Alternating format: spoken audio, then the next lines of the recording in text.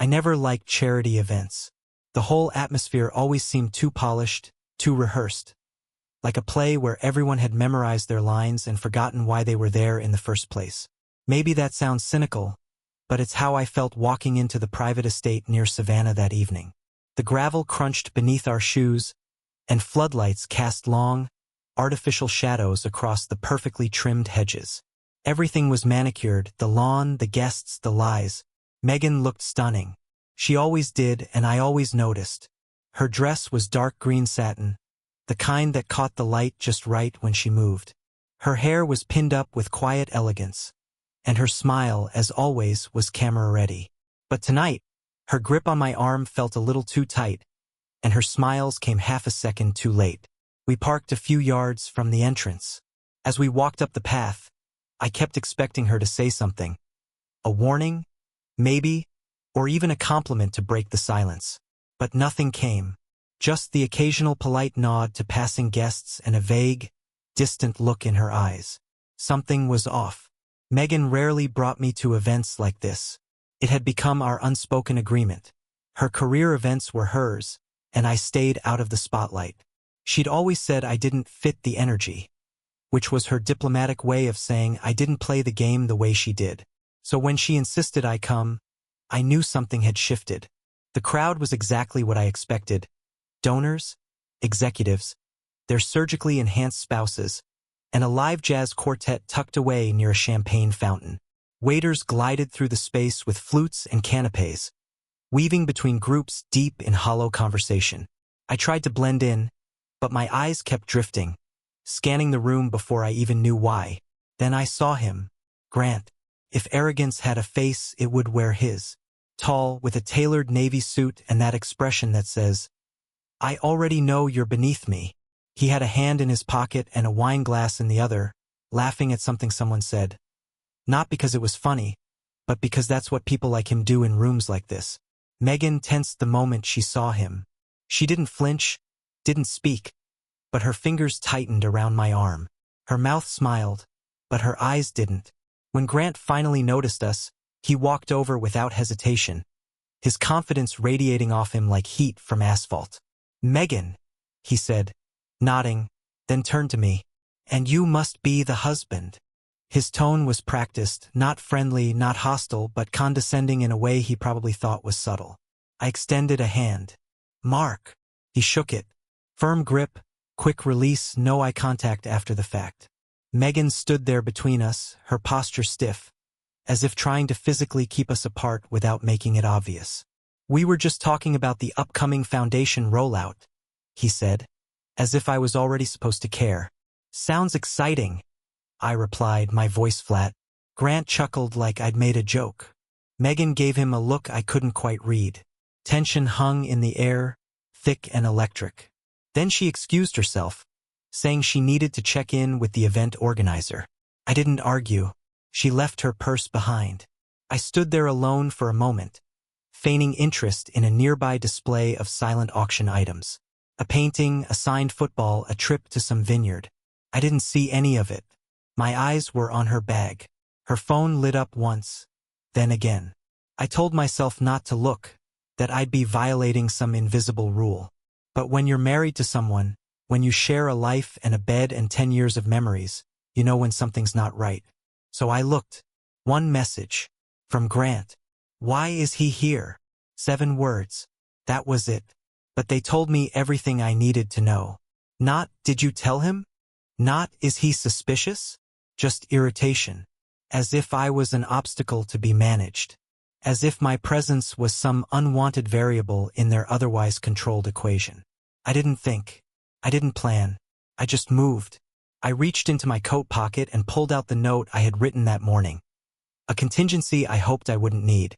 I unfolded it once, looked at it for a second, then folded it again and placed it inside her purse next to her phone. On top of it, I set my wedding ring. A plain silver band, scuffed from years of wear. A symbol that once meant forever. I didn't wait for her to come back.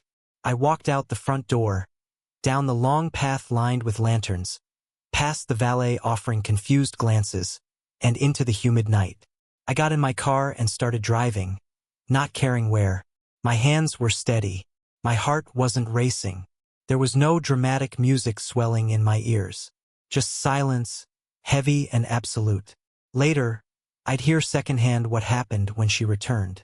She came back to the cocktail table, chatting with someone about the Foundation's new initiative. Then she opened her purse, probably intending to check her phone or touch up her lipstick. She saw the ring first, then the note. People said she laughed. Not a polite chuckle or a nervous giggle, a loud, unfiltered burst of sound that turned a few heads. Maybe she thought it was some kind of prank at first. But the laughter stopped as quickly as it began. She went pale.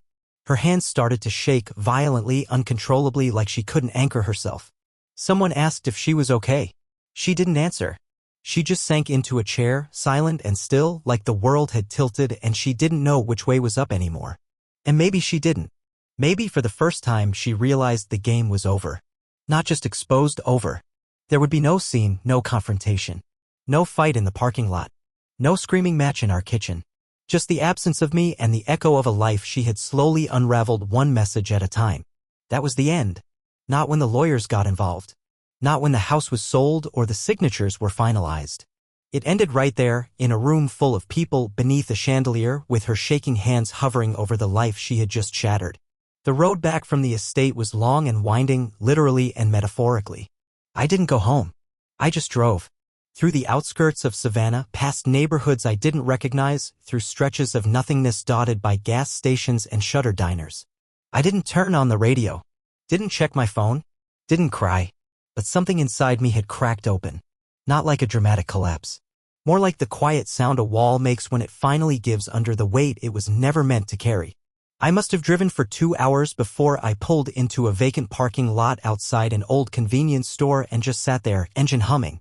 That's when it hit me. I hadn't really been surprised. Hurt, yes. Angry, sure. But surprised? No. Not even close. Because deep down I had known. For months. Maybe longer. The signs were everywhere if I had just bothered to look at them without the blindfold of hope. It started small, like most things do. A shift in her voice when she said she was tired. A delay in her kiss goodbye. A hollow tone in her laughter, like she was playing a recording of herself rather than living the moment. I noticed, but I let it go. Because love teaches you to make excuses before it teaches you to see truth. There were the late nights at the office, always meetings, always team stuff, always some urgent deadline that couldn't wait until morning. At first, I believed her. She was ambitious. Driven. She'd always worked hard for her career, and I respected that. But then the meetings started falling on weekends. Then holidays. Then even on nights when I had planned something, a dinner, a getaway, just time together. She always had a reason. I always nodded. And then there was the phone. Always face down. Always on silent. At first, she said it was because she wanted to be present when we were together. She made a point of saying it like she was proud of her thoughtfulness. I bought that too. For a while. But then she started taking it into the bathroom during showers. Started turning off notifications entirely. Once she got a call while we were watching a movie. She glanced at the screen, then excused herself to take it outside. She came back 20 minutes later, smiling too wide, like someone trying to hide the scent of smoke after a fire. I told myself it was fine. That I was being paranoid. That if I pushed too hard, I'd look controlling. I didn't want to be that guy, the insecure husband who polices his wife's every move. I wanted to be trusting. Supportive. So I said nothing. Even when it hurt. One night stood out more than the rest. About 6 months before the charity event. We had rented a cabin in the mountains, just the two of us. No cell service, no distractions. Or so I thought. We were sitting on the porch, wrapped in a blanket, watching the stars. It was quiet. Peaceful. She was curled up next to me, her head on my shoulder. And then, just like that, she got up and said she needed to grab something from the bathroom. She was gone for almost 30 minutes. When she came back, she looked different. Like she had wiped something off her face. Her energy had shifted. I asked if she was okay. She said yes. I asked if she had been crying. She laughed too quickly and said no. I believed her. But that night, she lay in bed with her back turned to me. I lay there wide awake, staring at the ceiling, pretending not to feel her pull away. And then there was the name Grant. It popped up often. Too often. Late-night texts. Slipped mentions. One day, I caught her smiling at her phone, and when I asked what was funny, she said it was just a meme from Grant. She showed me, but her hand hovered over the screen a little too long, like she was curating what I was allowed to see. I didn't know much about him, just that he worked with her, something in strategy or PR. She'd mentioned him a few times over dinner, casually. Said he was annoying. Too talkative. Too intense. But that's the thing, we always talk most about the people who take up the most space in our minds. I remember asking her once, do you ever talk to him outside of work? She hesitated. Just a second. But long enough. Sometimes, she said. Work stuff. That was all she offered. Another memory resurfaced that night as I sat in my car, a bruise. It was faint on the left side of her neck. I'd noticed it one morning when she was brushing her teeth. She quickly adjusted her collar and said she must have bumped into a cabinet door. I believed that too. Or maybe I wanted to. Funny how the mind rearranges facts to protect the heart. She had also grown distant in bed. That wasn't what bothered me most, it was the lack of an asterisk Macy even outside the bedroom. The way she stopped leaning into me during movies. The way she no longer reached for my hand during car rides. The way she stopped saying I love you unless I said it first. And when I did, it always felt like a script she had to remember. But the worst part? The gaslighting. Whenever I asked if something was wrong, she'd flip it. Accuse me of being moody. Or distant. Or jealous. She'd say I was imagining things, that I was reading too much into nothing. It got to the point where I started doubting my own instincts. Now I realized she was just trying to maintain control. To keep me confused and compliant. A moving target is harder to hit. Sitting in that parking lot, it all came flooding back, a mosaic of small betrayals and gut punches disguised as ordinary moments. The lies weren't loud. They didn't slam doors or scream insults. They whispered. Smiled. Hid in plain sight. And I let them. Not because I was stupid. But because I was in love. And love, a real love, is blinding. It makes you defend someone even when they're tearing you down piece by piece. It makes you cling to moments, to memories, to versions of them that don't exist anymore. I finally turned on my phone around midnight. There were texts from Megan. Just two. Where are you? Mark, please? Let's talk. I didn't reply. Instead, I opened the Notes app and typed everything I had been thinking. Just for me. A stream of consciousness download of pain, confusion, and finally clarity. I ended it with one sentence, I saw it coming and I stayed anyway. And that, more than anything, broke me. Because it meant I had betrayed myself long before she ever did. The morning after the charity event was quiet in a way that felt unnatural, not peaceful, but suspended. Like the pause before a storm or the breath you take before bracing for impact. I didn't sleep that night. I barely moved. I sat on the edge of the motel bed with the television on mute, watching the same headlines scroll across the screen every 15 minutes. But I wasn't reading them. My thoughts were somewhere else entirely, in our house, in her purse, on her face when she found the ring and the note. I kept waiting for something to crack, in me, in the world, in her silence, but everything just stayed still. Eventually, the sun pushed its way through the blinds, and I knew it was time to stop sitting still. What I needed now wasn't assumptions. Not moments, not memories, not looks or instincts. I needed truth. Cold. Undeniable. Something solid enough to bury the last shreds of my denial once and for all. I thought about her laptop, but Megan was meticulous. She never left it lying around. Her phone? Useless, password protected, face-locked, and always close. But then it hit me. The tablet? It was an older device, one she had stopped using regularly, the kind that ended up buried in a drawer beneath expired warranties and tangled charger cords. But I remembered helping her set it up a year ago, syncing her accounts to keep everything connected. Maybe she had forgotten. Maybe she hadn't thought anyone would bother checking it. I drove back to the house that afternoon. She wasn't there. The car wasn't in the driveway. Her keys weren't on the hook. The air inside the house was still, heavy with memories and something else, absence. Like it knew something had gone wrong and didn't know how to reset. I found the tablet in the guest room. Bottom drawer, tangled in a nest of cords. It was dusty, nearly dead. I plugged it in, heart pounding, each blinking battery icon a countdown I didn't want to wait through. When it finally powered up, I felt like I was committing a crime, not against her, but against the version of myself that had trusted her. That man was still somewhere inside me, begging me not to look. To go back. To pretend. But I couldn't. I opened the mail app. It took a moment to sync. Then the messages came flooding in, hundreds of them. Most were unremarkable. Newsletters, work emails, promotional junk. I scrolled, heart-hammering, until I saw it. An email titled, Last Night. From Grant. That was the first cut. I opened it and began to read. And that's when the bleeding started. They weren't just messages. They were a blueprint. A timeline. A confession by omission chronicled in fragments of digital ink. They'd been communicating for almost a year. At first, it was sporadic, late-night venting, long threads about work stress and frustrations, each signed off with a joke or a quote or a little emoticon that said, "We're getting closer." Then it escalated. Inside jokes turned to flirty banter.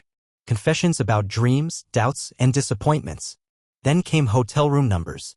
Reservation confirmations. Photos. Their messages were so detailed it was like reading a screenplay of my own undoing. She had a separate email account linked to the tablet. One I didn't know existed. That's where the real evidence lived. Love notes. Apologies. Arguments. Reunion plans. He called her my spark, my storm, my escape. She signed her emails always like she meant it. One message stopped me cold. I think he still doesn't know. Sometimes I feel guilty, but mostly I feel relief. I don't want to lie, but I don't want to hurt him either. She didn't want to hurt me. That was rich. Every line I read stripped away another layer of the life I thought we had built. They had coordinated their stories, covered for each other at work, even had backup excuses in case I asked questions. She wasn't falling into an affair. She had constructed one with the precision of a surgeon. Another message read, "He's been acting weird lately. I think he suspects something. I'll throw him off if I need to. He trusts me too much." And there it was, the final nail. She had counted on my trust. She had used it as a shield, not just to hide behind, but to protect the lie, to ensure it could grow without interference. I didn't cry. Not yet. What I felt wasn't sadness. It was a numb, hollow heat, a kind of grief that couldn't find a voice. My hands were steady even as my world fell apart all over again, this time in writing. I took **TS of everything. Every damning line. Every hotel booking. Every whisper disguised as a joke. Then I backed them up. Twice. Once on a flash drive and once on a private cloud. I wasn't going to lose them. They weren't revenge. They were insurance. When I finally closed the tablet, my back ached and my eyes burned. I had read enough. I placed the device back where I found it. Closed the drawer. Washed my face in the bathroom. Stared at myself in the mirror for a long time. There was a man in the reflection I hadn't seen in years. Tired. Older. Not weak, just worn. But alive. Still standing. I walked through each room in silence. Our bedroom. The kitchen. The little reading nook she loved but hadn't touched in months. Everything looked the same. But everything was different. Every photo, every chair, every throw pillow was a ghost of a life that no longer existed. I packed slowly. 2 duffel bags. Essentials only. Clothes, documents, chargers. I left most of the rest untouched. I didn't want it. It wasn't mine anymore. I left a key on the counter next to a blank page. I didn't write anything this time. No dramatic exit. No speech. Just silence. I turned off the lights, locked the door, and walked out for the last time. I stayed in a motel that night about 40 miles out of town. Not the same one as before. This one was smaller. No front desk lobby, just a kiosk. No chance of being recognized. I paid in cash. Registered under an alias I came up with on the spot, David Shore. It sounded fake, but believable enough. The room was clean and quiet. I dropped my bags and lay down on the bed, staring at the ceiling fan until my eyes blurred. I thought about Megan, not the woman from the emails, but the one I married. The one who cried at Pixar movies. The one who used to talk in her sleep. The one who once told me, drunk off red wine, that she didn't believe in soulmates until she met me. I realized then that I had spent the last 6 months mourning a version of her that no longer existed. Maybe never did. And that was the real betrayal. Not the cheating. Not even the lies. But the fact that she had stopped being herself and I hadn't even noticed. That night I dreamed of nothing. Just silence. And for the first time it was enough. I disappeared on a Tuesday. Not out of spite and not for dramatic effect. I didn't slam doors or throw suitcases or leave a voicemail packed with grief. There was no note this time, no tears, no theater. Just quiet. Intentional, calculated quiet. The kind that leaves a lasting echo. I waited 3 days after I found the emails. 3 days of numb preparation. Not for revenge, not even for closure, but for self-preservation. Every step had to be deliberate, measured, clean. I didn't want her to trace me. I didn't want a single thread left dangling for her to pull on later, when the gravity of what she'd done finally caught up. I closed down shared bank accounts first. Moved my half into a new one she couldn't access. I updated passwords, canceled automatic payments tied to joint cards. I pulled cash from ATMs in small amounts to avoid suspicion, stuffed it into a plain envelope buried at the bottom of my overnight bag. I booked an extended stay hotel, under another name this time, and I left my phone off. No pings, no GPS, no voice recordings, no accidental check-ins. I even parked 2 blocks away and walked the rest of the way to check in. Hoodie up, head down, pretending I was someone else. Someone free. It felt insane, like I was running from the law, but that's what betrayal does. It makes you feel like a criminal for simply escaping. The motel room wasn't much. A queen bed with a crooked headboard, a chipped nightstand, carpet that hadn't been cleaned in years. But it was safe. Mine. No ghosts. No lies. I sat on the edge of the bed for what felt like hours, letting the silence stretch out until it wrapped around me like a blanket. The longer I sat, the more I realized how heavy the noise of our life had been. Every obligation, every excuse, every "where are you?" and "why are you late?" all of it just clutter in disguise. Now there was nothing, just me, and it was terrifying. On the second night, I turned my phone back on. Not for her, I wasn't ready for that, but because I needed to hear from the attorney I had quietly reached out to the week before. He'd promised to keep everything confidential, even the call log. Said cases like mine happen more often than I'd think. His tone was cool and efficient, not unsympathetic, just familiar. Like he'd walked through this minefield enough times to stop being surprised. When the phone lit up, I felt my stomach drop. 53 messages. Most were from Megan, a few from her sister, some from mutual friends, asking where I was, if everything was okay, if they could help. I didn't answer any of them, not because I didn't care, but because I knew if I engaged now, even once, I'd lose control of the story. The first message from Megan was short. "Hey, can we talk? I'm really worried." Then, "I don't know what's going on, but please come home." By the 5th message, the tone shifted. "Why are you doing this? What happened?" By the 10th, "This isn't like you. You're scaring me." And by the 20th, "Did someone tell you something? Because it's not what you think." That one stopped me cold, because it told me everything I needed to know. She didn't know I had proof. She didn't know I had seen the messages, the photos, the hotel bookings, the threads of her second life unraveled and laid bare. She thought maybe someone had tipped me off.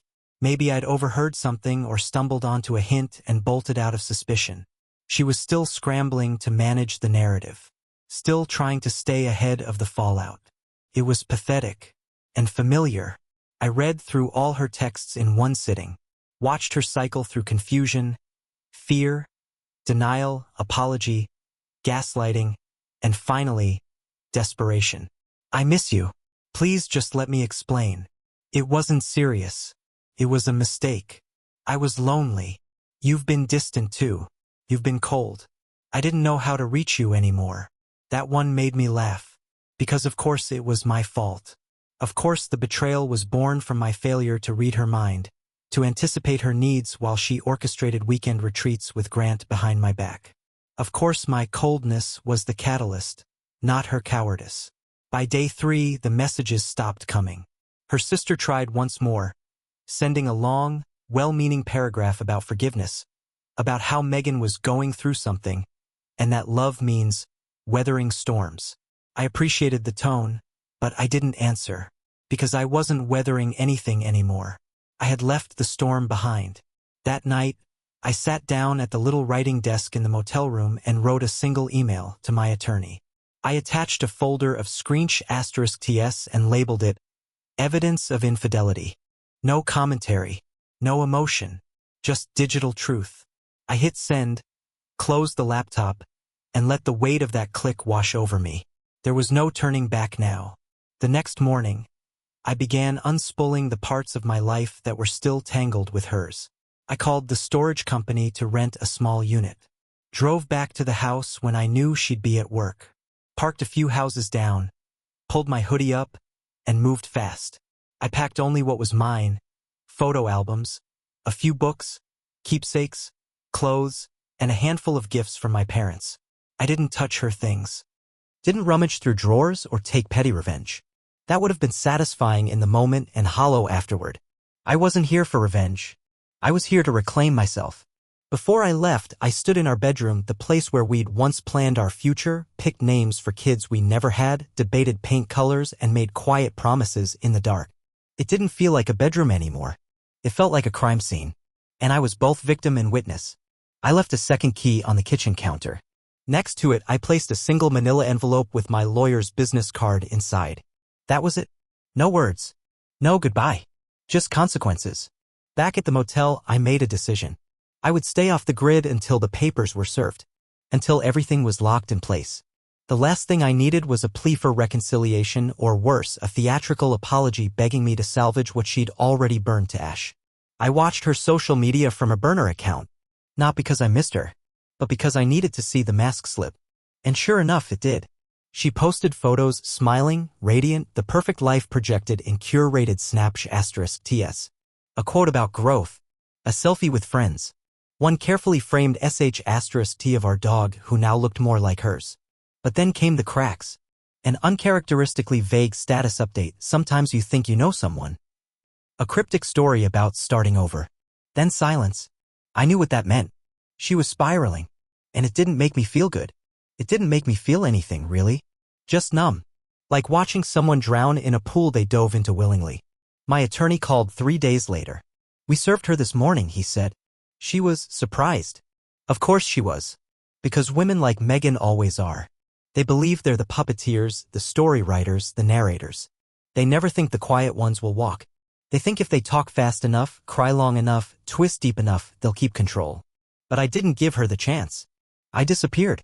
And by the time she realized it, the story had already ended.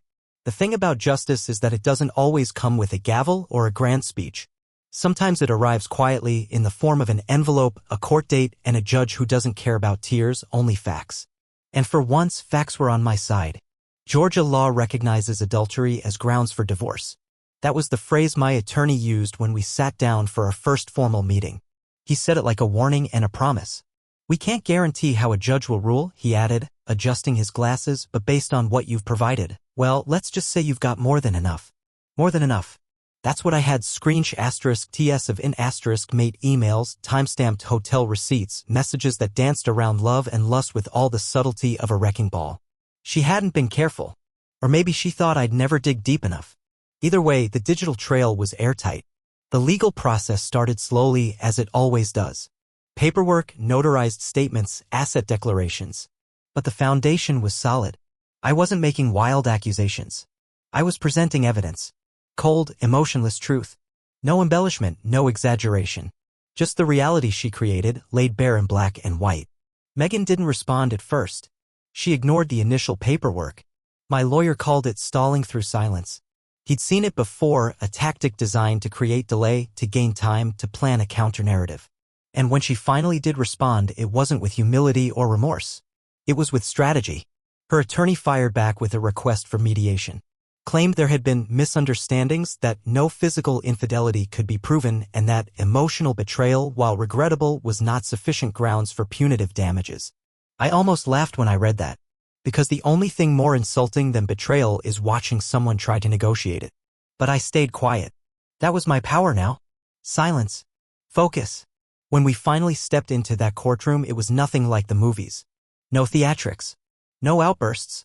Just a quiet space filled with fluorescent lights, tired lawyers, and a judge who didn't blink twice at the unraveling of a 10-year marriage. Megan showed up dressed for sympathy, understated blouse, no makeup, hair pulled back. She looked smaller than I remembered.